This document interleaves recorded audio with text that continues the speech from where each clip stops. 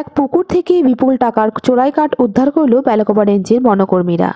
বন দপ্তর সূত্রে জানা গেছে, গোপন খবরের ভিত্তিতে জলপাইগুড়ি জেলার পাহাড়পুর সংলগ্ন একটি পুকুরে বুধবার তল্লাশি করার পর উদ্ধার হয় বিপুল টাকার সেগুন কাঠ। কাঠগুলো অবৈধভাবে পুকুরে ফেলে রাখা হয়েছিল। সমস্ত কাঠ পুকুর থেকে তুলে বেলাকোবা বন দপ্তরে নিয়ে আসা হয়। সব মিলিয়ে 100 সেফটি কাঠ রয়েছে। বাজার মূল্য প্রায় 3 লক্ষ টাকা।